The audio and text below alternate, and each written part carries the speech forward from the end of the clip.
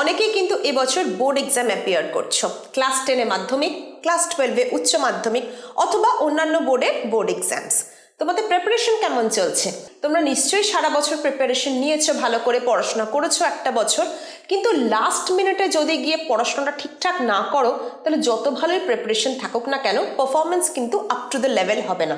আজকের ভিডিওয়ে বলবো এই 1-1.5 মাস তোমরা কিভাবে ইউটিলাইজ করতে পারো এমন কিছু লাস্ট মিনিট প্রিপারেশন টিপস, যেগুলো কিন্তু তোমরা প্র্যাকটিস করলে তোমরা 90 থেকে 95% মার্কস কিন্তু অনায়াসেই আনতে পারবে।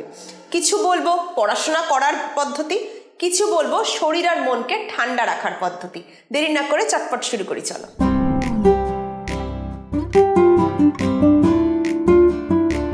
প্রথমটা হচ্ছে cover the syllabus question paper pattern wise. এটার মানে কি? দেখবে কোনো কোনো চ্যাপ্টার থেকে লং কোয়েশ্চেন আসে, কোনো কোনো চ্যাপ্টার থেকে শর্ট কোয়েশ্চেন্স আসে, কোনো কোনো চ্যাপ্টার থেকে এমসিকিউ আসে, এবং এই প্যাটার্নটা প্রত্যেকটা বছর ফলো করা হয়। কি করে বুঝবে? মাধ্যমিকে বা উচ্চ মাধ্যমিকের টেস্ট পেপার অথবা যারা অন্য বোর্ডে রয়েছে তারা বিগত 5-10 বছরের কোয়েশ্চেন পেপার যদি ফলো করো প্যাটার্নটা সহজেই বুঝতে পারবে। এই 1-1.5 মাস তোমরা সেই প্যাটার্ন অনুযায়ী প্রিপারেশন নাও। ধরো দেখলে যে এই চ্যাপ্টার থেকে প্রায় গত 5 বছর শুধু শর্ট কোয়েশ্চেন এসেছে, তাহলে সেই চ্যাপ্টার থেকে শর্ট কোয়েশ্চেনের প্রিপারেশন নাও, লং কোয়েশ্চেন পড়ে সেখান থেকে আর সময় নষ্ট করো না। আবার দেখো যে চ্যাপ্টার থেকে শুধুই লং কোয়েশ্চেন এসছে সেখান থেকে আর এমসিকিউ পড়ার জন্য খুঁটিয়ে পড়ার দরকার নেই, সেটা একটা ওভারঅল টাইপের কোয়েশ্চেন আনসার রেডি করো। এইভাবে যদি বিগত কয়েক বছরের প্রশ্নপত্র ফলো করো তাহলে তোমরা খুব সহজেই প্যাটার্নটা বুঝতে পারবে এবং সেই প্যাটার্ন অনুযায়ী প্রিপারেশন নিতে শুরু করো। পরের পয়েন্ট হচ্ছে রেগুলার মক টেস্ট দাও। এই যে কোয়েশ্চেন পেপার প্যাটার্নটা তোমরা বুঝতে পারলে এর পরের কাজটা কি? রেগুলার মক টেস্ট দেওয়া।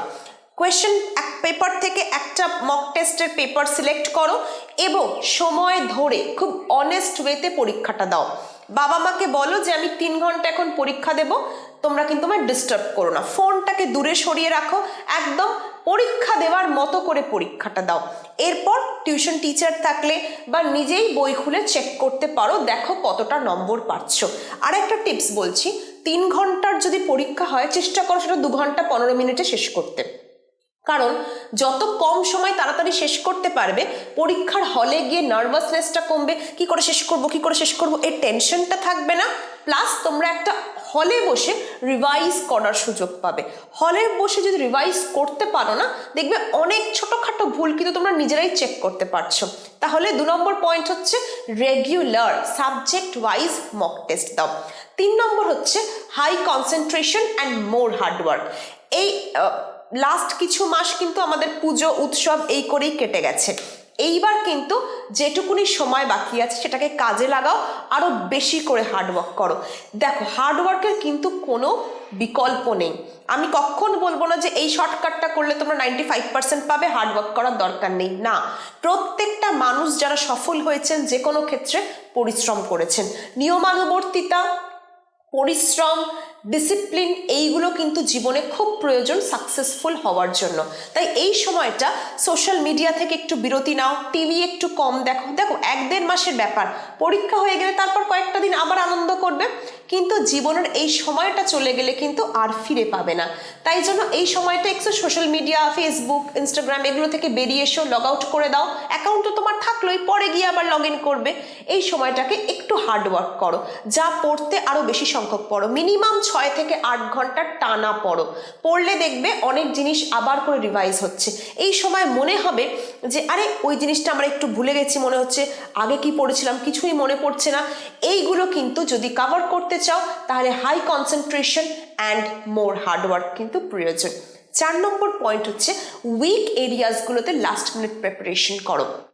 একটু আগে বললাম যে এখন মনে হবে যে এই বছরের শুরুতে যেটা প্রিপেয়ার করেছিলাম কিছুই মনে পড়ছে না, সেই উইক জায়গাগুলো আরেকবার করে প্রিপেয়ার করো। অঙ্কের কোনো চ্যাপ্টারে হয়তো তোমার একটু ভয় আছে, সেগুলো এখনও টাইম আছে, রিভাইজ করো। বিজ্ঞানের কোনো জিনিসে হয়তো তোমার এখনও ভয় থেকে গেছে, মনে পড়ে না, ঠিকঠাকভাবে মনে রাখতে পারো না, সেইগুলো লিখে লিখে অভ্যাস করো। ইংলিশের কোনো চ্যাপ্টারে হয়তো আবারও মনে হচ্ছে যে একটু রিভিশন দরকার, রিভাইজ করে নেওয়া দরকার, সেগুলো রিভাইজ করো। উইক এরিয়া সাবজেক্ট ওয়াইজ তোমার যে ভীতির জায়গা, ভয়ের জায়গা, সেইগুলো এখনও 1-1.5 মাস সময় আছে, তোমরা সেগুলো এখনও চাইলে রিভাইজ করতে পারবে। আজকের ভিডিওর লাস্ট যে টিপটা আমি দেব সেটা হচ্ছে পর্যাপ্ত ঘুম, বাড়ির খাবার এবং এক্সারসাইজ ভীষণ প্রয়োজন। যারা এগুলো করে না তারা পরবর্তীকালে বুঝতে পারে।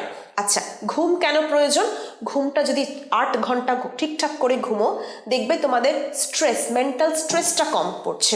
স্ট্রেস হলে জানো তো আমরা অনেক জানা জিনিসও কিন্তু ভুলে যাই, কারণ আমাদের নার্ভাসনেস কাজ করে, টেনশন কাজ করে, আমাদের মাথা ঠিকঠাক কাজ করে না। তাই ঘুমটা খুব দরকার। 2 নম্বর কি বললাম? Home made food. এখন বাইরের খাবার দাবার একদম বন্ধ, কারণ পেটটা যদি খারাপ করে তাহলে কিন্তু সব খারাপ হবে।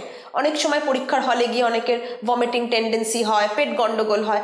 এইগুলোকে এড়াতে চাইলে এই 1 মাস বাড়ির পরিষ্কার খাবার এবং হেলদি ফুড খাওয়া অভ্যাস করো।